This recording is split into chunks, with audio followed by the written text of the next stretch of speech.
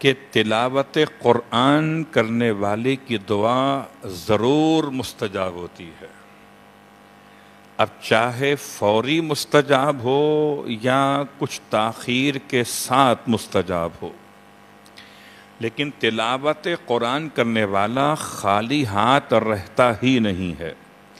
تو جتنا ممکن ہو سکے تلاوت قرآن، خاص سورہ مبارکہ الفتح، ارشاد فرماتے ہیں امام جعفر صادق علیہ السلام کہ حسنوا اموالکم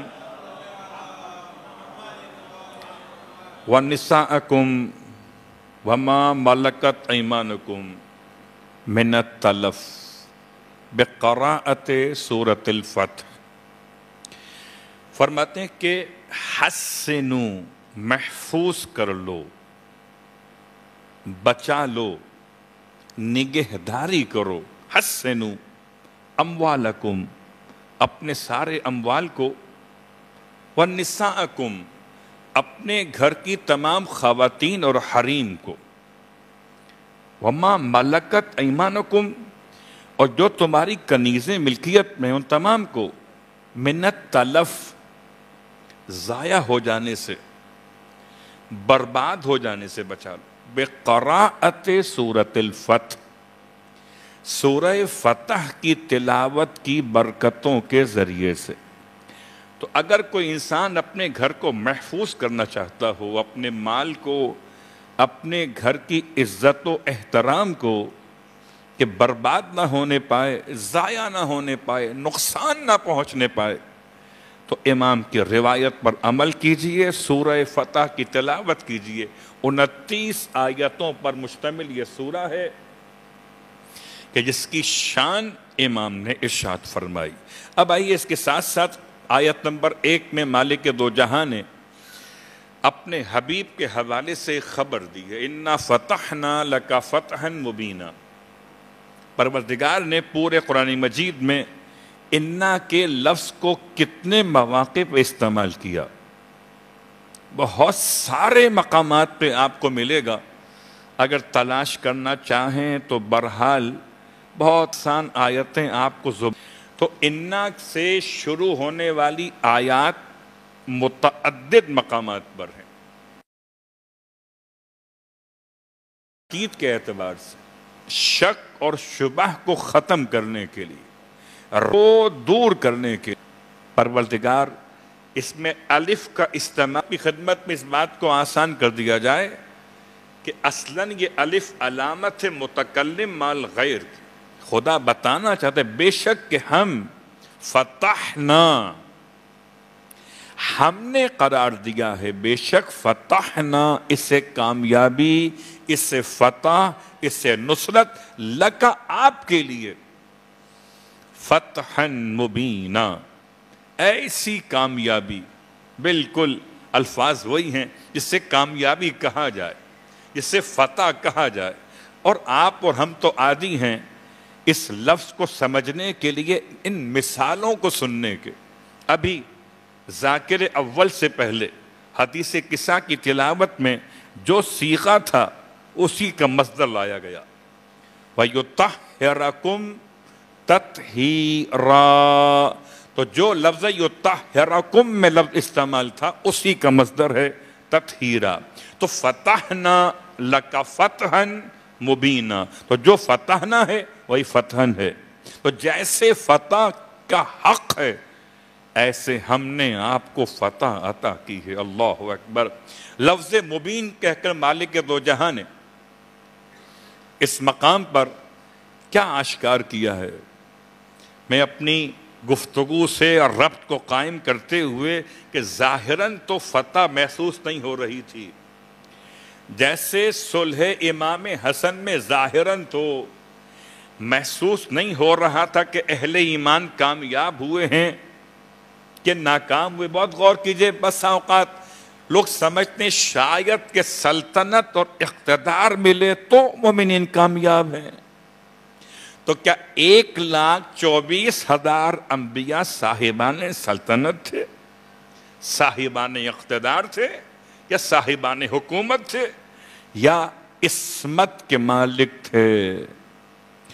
خدا کے نمائندے تھے، خدا کے ولی تھے، خدا کی طرف دلیل تھے۔ صلوات پڑھے محمد وآل محمد پر۔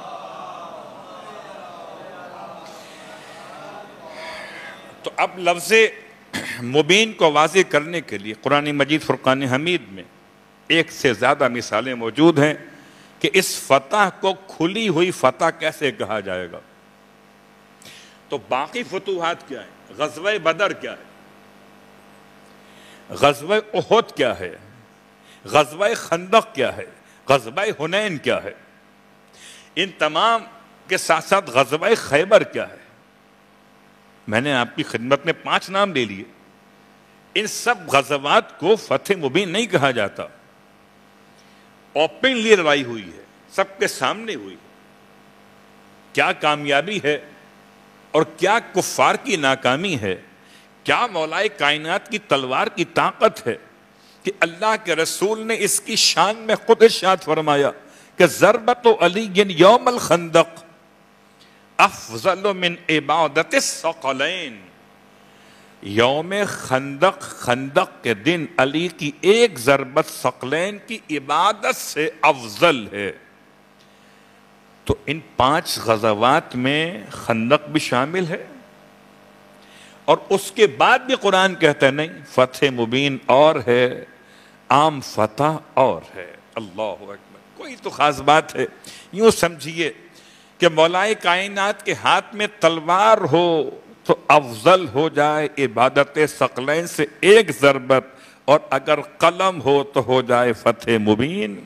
تو قلم میں جتنا کمال ہے اتنا ہی تلوار میں کمال ہے۔ نہ کمال قلم میں ہے نہ کمال تلوار میں ہے، کمال تو دستے پروردگار میں ہے۔ اب دستے خدا میں قلم آ جائے تو سلو ہو جائے، دستے خدا میں تلوار آ جائے تو جنگ ہو جائے۔ اللہ اکبر۔ تو فتح مبین کے لفظ کے ساتھ مبین کو آسان کرتے ہوئے کہ مبین کا مطلب سورہ مبارکہ یاسین میں آپ سب ماشاءاللہ سورہ یاسین کی تلاوت تو فرماتے ہوں گے، اور نہ فرماتے ہوں تو فرمایا کیا کیجئے کہ بڑے کام کا سورہ ہے، اور کام سوچ کے نہ کیجئے، کم از کم یاسین سوچ کے کر لیجئے کہ اسے قلب قرآن کہتے ہیں۔ 12 مرتبہ ختم تلاوت قرآن کے برابر ثواب ہے۔ ساری مشکلات کا حل اس سورے کے اندر ہے، سورہ یاسین۔ ارشاد فرماتے ہیں اللہ کے حبیب یا علی، اگر کوئی بھوکا انسان سورہ یاسین پڑھے تو خدا اس کی بھوک مٹانے کا انتظام کر دیتا ہے۔ اگر کوئی پیاسا انسان سورہ یاسین پڑھے خدا اس کی سیرابی کا بندوبست کر دیتا ہے۔ اگر کوئی بے لباس محتاج لباس سورہ یاسین پڑھے خدا لباس کا انتظام کر دیتا ہے۔ اگر کوئی مقروض سورہ یاسین پڑھے خدا قرضوں کی ادائیگی کا انتظام کر دیتا ہے۔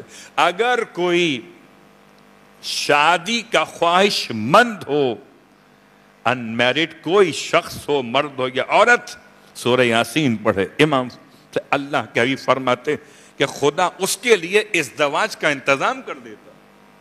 اگر کوئی قیدی پڑھے تو رہائی کا انتظام ہے، اگر کوئی روزگار کے لیے پڑھے تو روزگار کا انتظام ہے۔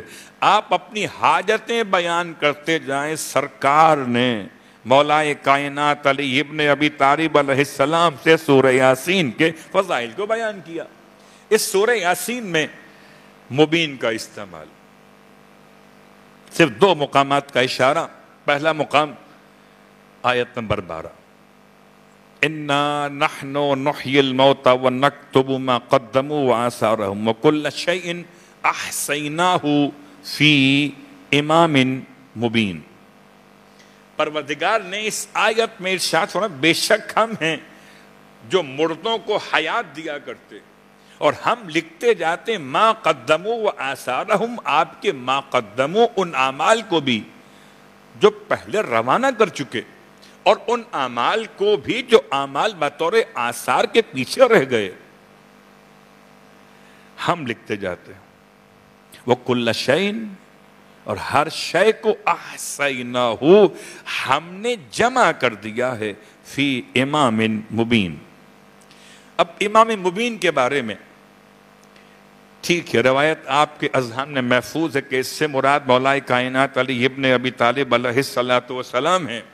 اس میں کوئی شک نہیں کہ صحابہ میں سے بعض صحابہ نے سوال کیا کہ امام مبین توریت ہے؟ فرمایا نہیں. کیا انجیل ہے؟ فرمایا نہیں. کیا فرقان؟ فرمایا نہیں. اتنی دیر میں مسجد میں علی داخل ہوئے. فرمایا واللہ ھذا ھو الامام المبین، قسم اللہ کی یہی ہے جو امام مبین ہے. تو ٹھیک ہے مولا کائنات کی حد تک تو بات سمجھ میں آ گئی.